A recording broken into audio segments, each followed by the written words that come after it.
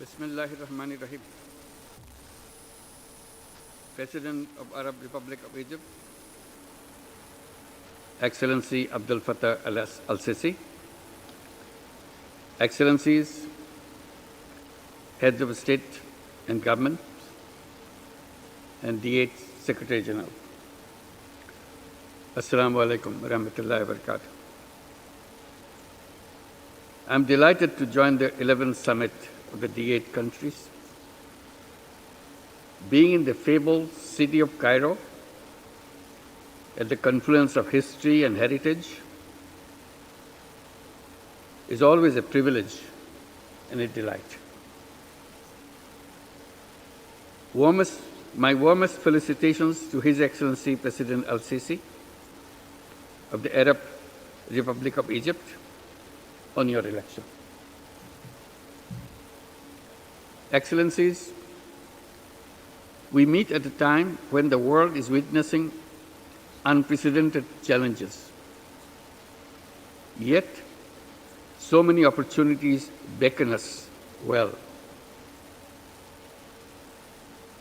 The theme of the summit, focusing on youth and the SMEs, aptly resonate with our shared aspirations. Each of our countries has a sizable youth population. Median age in Bangladesh, for instance, is just 27 years. We have 170 million people. Half of them are under 27. Every year, around 2.5 million young people enter the labor market in Bangladesh. In a private sector-driven economy, as we endeavor to get them fit for the market or encourage them to emerge as agile entrepreneurs, we see how emergence of technology is posing challenges and opportunities like never before. Manufacturing landscape in our countries has millions of workers who generally have low skills. But the manufacturing and service economy of tomorrow is fast transforming, largely riding on artificial intelligence, machine learning, data-driven tools and applications.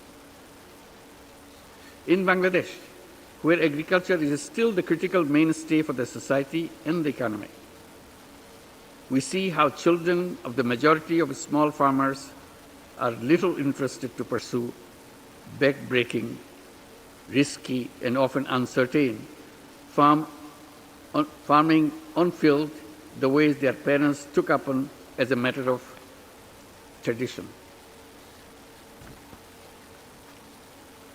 Traveling to rural Bangladesh, even across Asia, Africa, and Arab world, we see how millions of today's youth are fast embracing technology and innovation in everything around, either to run around long persistent challenges or eke out newer opportunities that many thought impossible even a few years before.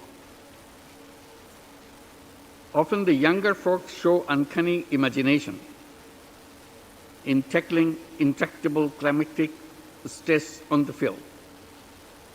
I particularly underline this as our agriculture and food are changing about securing our economies and creating wealth within our own societies with little outside inputs. This brings into our consideration the millions of small and medium enterprises. Most of them thrive within informal economy. They aspire to grow and connect to global supply chain. Most often, they lack formal structure, access to institutional finance, or support architecture that are unfamiliar with market norms, practices, and standards. Yet, I see how amazingly capable and competitive the SMEs are. In the D8 countries, collectively, we possess enough of wealth even in private philanthropy, to stand by these scores of SMEs.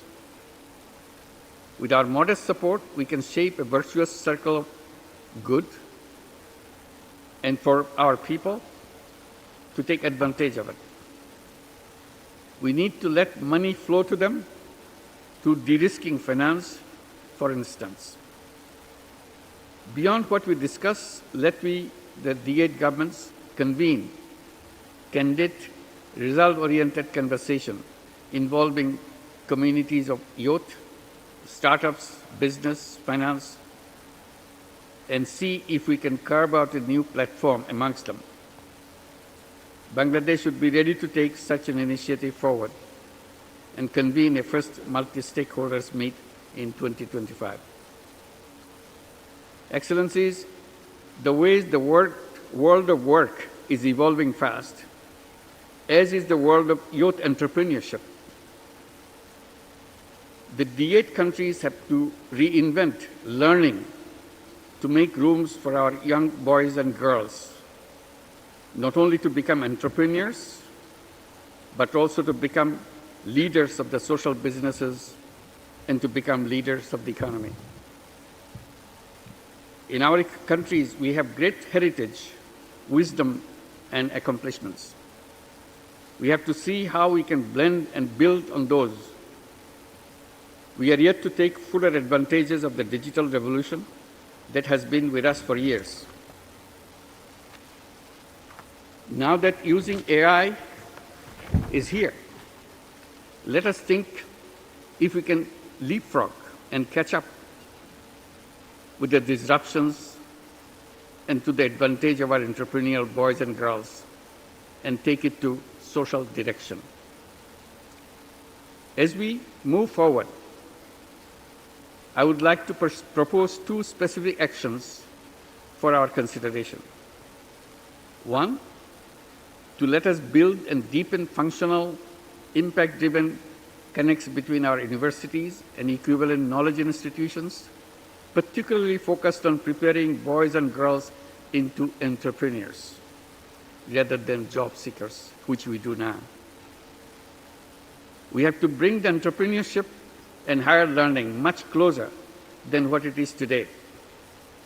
Our aim should be to generate knowledge that can produce global business and industry leaders from the 8 countries, successfully navigating in the fiercely competitive global market. If this asks to relook at the D8 trade and investment framework afresh, we should do so, transforming the business to impact on people's lives, not just pursue it as an occupation to become wealthy. Young people will engage in social business to create a new civilization. Second, for years, we tried to impart basic education and skills to millions of young people in our countries through conventional in-person institutional architecture. In a 1.2 billion people, so often that is an increasingly daunting task. To reach a scale, we tried through distance learning, for instance. We need to think deeper as to how to skill millions of young adults in workplace where right attitude, values, and ethics matter as much as hard skills. And then we also confront the challenges to reskill many millions of different vocational streams on a continuous basis. Now that basic AI-based tools and applications are accessible, let's think of a cooperative learning agenda that can complement our national undertakings. Excellencies, as we adopt the Cairo Declaration and the summit outcome reflecting our collective aspirations and shared commitments to addressing pressing issues, I may call upon Excellencies to relook at our collective agenda fresh. I thank you for your attention. Thank you.